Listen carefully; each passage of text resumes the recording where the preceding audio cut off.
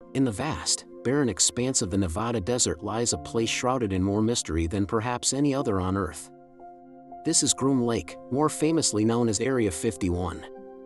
For decades, its extreme secrecy has been a fertile breeding ground for wild speculation, with tales of crashed alien spacecraft and extraterrestrial autopsies capturing the public imagination.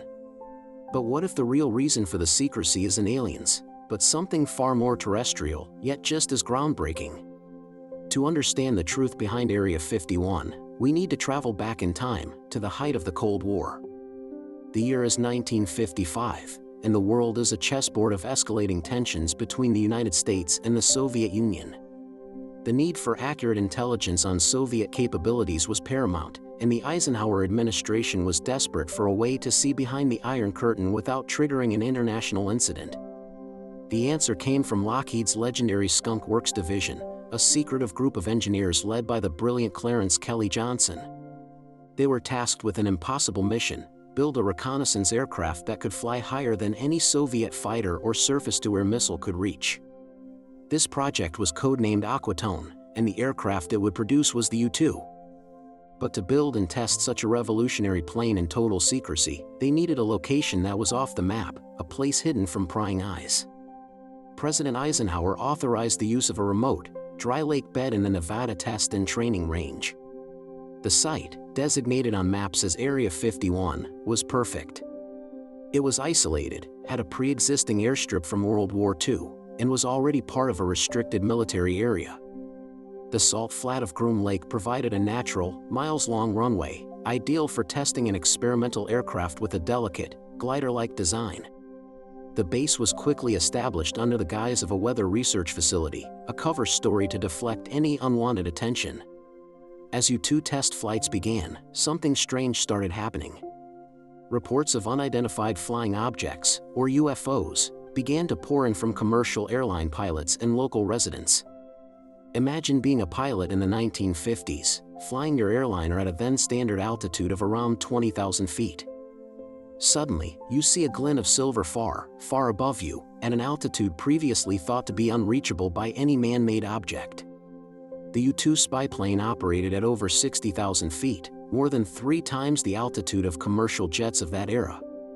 Its long, silver wings would catch the setting sun's rays long after the sky had gone dark for those on the ground or in lower flying planes. To an unsuspecting observer, these high-altitude, sun-reflecting objects would have looked utterly alien, defying all known principles of aviation. The Air Force, committed to protecting the U-2 program's secrecy, had a standard procedure for handling these UFO reports. They would investigate the sightings and then dismiss them, often attributing them to natural phenomena like ice crystals or weather balloons. While technically a cover-up, this was not to hide extraterrestrials, but to protect a vital national security asset. This official policy of obfuscation, however, had an unintended side effect. For a public already fascinated by science fiction and stories of flying saucers, the government's vague explanations and dismissals only fueled the fire of conspiracy. People began to believe that the government was hiding something significant, and the something that captured their imagination wasn't a high-altitude spy plane, it was visitors from another world. The veil of secrecy around Area 51 grew even thicker. The very existence of the base was a classified secret. The government refused to acknowledge it, and it appeared on no public maps. This created a paradox: the more the government denied the existence of Area 51 and explained away the strange sightings, the more convinced the public became that something extraordinary was happening there. The secrecy that was essential for national security was inadvertently creating the perfect myth. The legend of Area 51 as a hub for alien technology began to take on a life of its own, spreading through books, documentaries, and word of mouth. The U-2 program was just the beginning. After its existence was revealed to the world when pilot Francis Gary Powers was shot down over the Soviet Union in 1960, Area 51 didn't shut down. Instead, it became the premier testing ground for the next generation of top-secret black projects. Skunk Works went back to the drawing board to create an even more advanced aircraft, one that could fly faster and higher than the U-2. This led to the A-12 Oxcart program, the precursor to the legendary State Route 71 Blackbird. The A-12 was a marvel of engineering, a titanium-skinned jet capable of flying at over Mach 3, or more than 2,000 miles per hour, at the very edge of space. Testing such an aircraft produced even more bizarre visual and sonic phenomena than the U-2.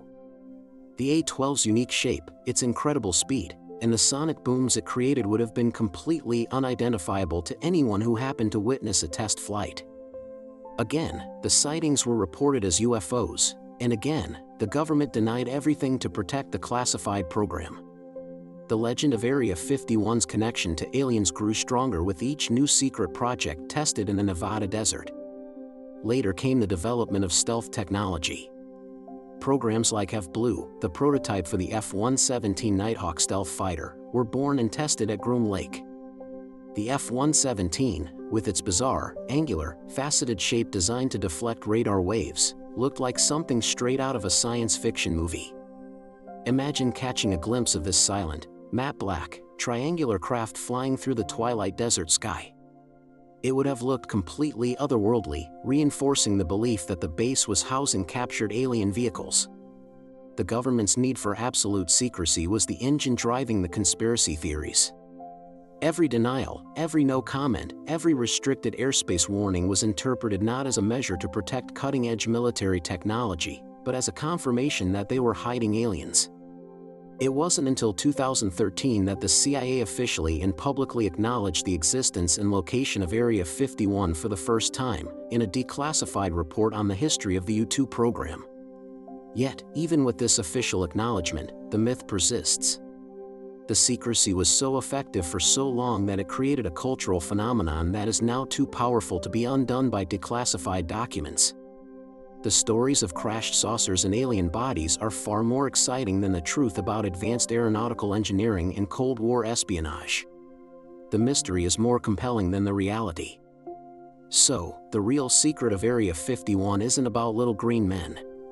It's about the brilliant minds who pushed the boundaries of what was possible in aviation, creating machines that were decades ahead of their time. The secrecy was a necessary shield to protect these innovations and the people who flew them, ensuring that the United States maintained a critical intelligence advantage during a precarious time in world history. The alien conspiracies were an unintentional, but perhaps even useful, byproduct. They provided the perfect cover, misdirecting public curiosity away from the truth of what was really flying in the skies above Groom Lake. The legend of Area 51 is a testament to the power of secrecy and the incredible ability of the human imagination to fill in the gaps with the most extraordinary explanations. The truth, in this case, is not out there, but was right here on Earth all along, hidden in plain sight in the Nevada desert. Thank you for watching. If you found this journey into the secrets of Area 51 interesting, be sure to subscribe to Facts Repo for more deep dives into the stories that shape our world.